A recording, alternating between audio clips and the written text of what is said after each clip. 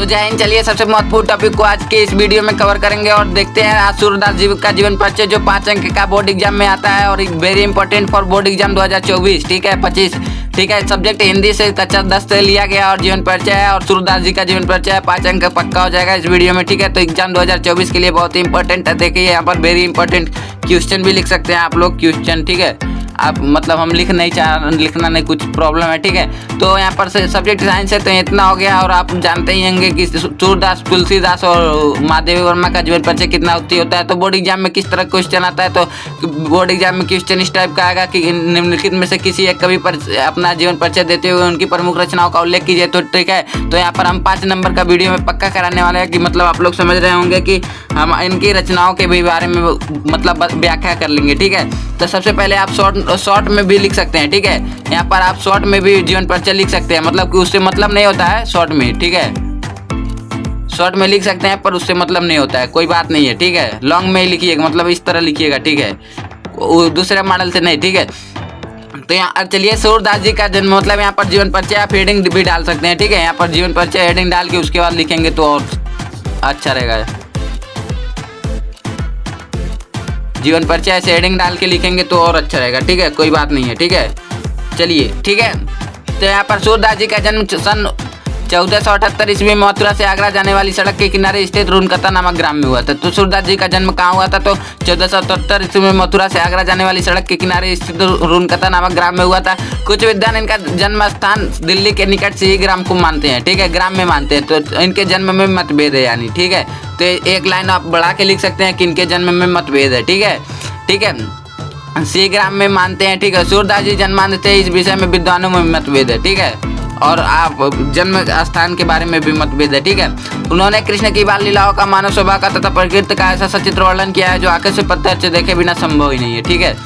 तो यहाँ पर एक बार और देख लेते हैं, ठीक है। सूरदास जी का जन्म 1478 ईस्वी में मथुरा से आगरा जाने वाली सड़क के किनारे स्थित रूनकता नामक ग्राम में हुआ था। कुछ विद्वान इनका जन्म दिल्ली के निकट से ही ग्राम को मानते हैं, ठीक है। ज़्यादा फास्ट बोल रहे हैं क्योंकि हमारे पास टाइम नहीं है, ठीक है।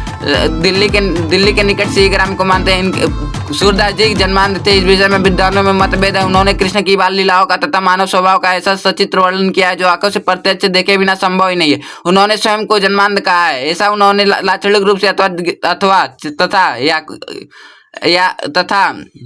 ज्ञान चक्षुओं के अभाव में भी कहा हो सकता है, ठीक है। तो यहाँ पर मतलब जो आंखों से प्रत्यक्ष देखे बिना संभव ही नहीं है, उन्होंने स्वयं को जन्मांध कहा। किसने?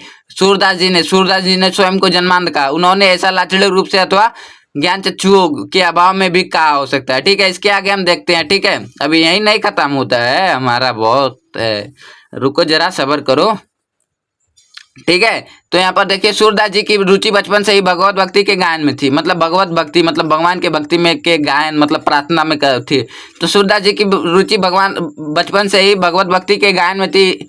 इनसे ठीक है, इनसे भक्ति का एक पद सुनकर पुष्टि मार्ग के संस्थापक महाप्रभु वल्लभाचार्य ने इन्हें अपना शिष्य बना लिया, ठीक है। सूरदास जी की रुचि बचपन से ही भगवत भक्ति के गायन में थी। इनसे भक्ति का एक पद सुनकर पुष्टि मार्ग के संस्थापक महाप्रभु वल्लभाचार्य ने इन्हें अपना शिष्य बना लिया और श्रीनाथ जी के मंदिर में कीर्तन करने का भार सौंप दिया, ठीक है, ठीक है। तो यहाँ पर एक बार और अभी हम दोहरा देंगे, ठीक है। श्री वल्लभाचार्य के पुत्र विठ्ठल लाल ने अष्टचाप नाम से, अष्टचाप यहाँ पर इम्पोर्टेंट है, ठीक है, अष्टचाप नाम से 8 कृष्ण भक्त कवियों को संगठन बनाया था, जिसमें से सूरदास जी सर्वश्रेष्ठ कवि थे। वे गौ घाट पर रहकर जीवन पर्यंत कृष्ण की बाल लीलाओं का गायन करते रहे, ठीक है। बाल रहेगा यहाँ पर, ठीक है, बाल लीलाओं का गायन करते रहे। तो एक बार और हम दोहराना चाहेंगे, ठीक है। सूरदास जी की रुचि बचपन से ही भगवत भक्ति के गायन में थी। उनसे भक्ति का एक पद सुनकर पुष्टि मार्ग के संस्थापक महाप्रभु वल्लभाचार्य ने अपना शिष्य बना लिया और श्रीनाथ जी के मंदिर में कीर्तन करने का भार सौंप दिया, ठीक है। श्री वल्लभाचार्य के पुत्र विठ्ठल लाल ने अष्टचाप नाम से 8 कृष्ण भक्त कवियों का संगठन बनाया था, जिसमें से सूरदास जी सर्वश्रेष्ठ कवि थे। वे गौ घाट पर रहकर जीवन पर्यंत कृष्ण की बाल लीलाओं का गायन करते रहे, ठीक है। इसके आगे हम देखते हैं, ठीक है, ठीक है। तो यहाँ पर इसके आगे देखते हैं कि सूरदास जी की मृत्यु 1588 ईस्वी में गोसाई विठ्ठल लाल मतलब उनके पुत्र के सामने, मतलब पुष्टि मार्ग के संस्थापक महाप्रभु वल्लभाचार्य के पुत्र गोसाई विठ्ठल लाल के सामने मतलब उनके पुत्र गोसाई विट्ठल लाल के सामने गोवर्धन की तलाटी के परसोली नामक ग्राम में हुआ था। ठीक है, तो सूरदास जी की मृत्यु सन 1583 ईस्वी में गोसाई विट्ठल लाल के सामने गोवर्धन की तलाटी के परसोली नामक ग्राम में हुआ था। तो यहाँ पर देखिए, खंजन नैन रूप रसमाते पद का गान करते हुए उन्होंने अपने भौतिक शरीर की त्याग किया। ठीक है, का त्याग किया। ठीक है, इसके आगे हम देखते हैं रचनाएं देख लेते हैं, क्योंकि यहाँ पर रचनाएं में एक दो रचनाएं लिख देंगे तो फुल नंबर मिलेगा यहाँ, इसीलिए हम देखें। ठीक है, तो रचनाएं सुर सागर, सुर सरावली तथा साहित्य लहरी, बस इतना ही है, कुछ है नहीं ज्यादा। ठीक है, तो इस एक बार हम आपको दिखा देते हैं, पूरा आप नोट कर लीजिए यहाँ से। ठीक है, यहाँ पर देखिए, ठीक है, यहाँ पर रचनाएं 3 है। ठीक है, आदि लगा दीजिएगा बाद में। ठीक है, तो यहाँ पर देखिए, उम्मीद है कि यह वीडियो आपको अच्छा लगा है तो ठीक है, तब तक के लिए मतलब ये नोट करके याद कर लीजिए, क्योंकि बहुत ही इंपॉर्टेंट क्वेश्चन है। तब तक के लिए मतलब जय हिंद, जय भारत। मिलते हैं नेक्स्ट टॉपिक के साथ नेक्स्ट वीडियो में, तब तक के लिए जय हिंद।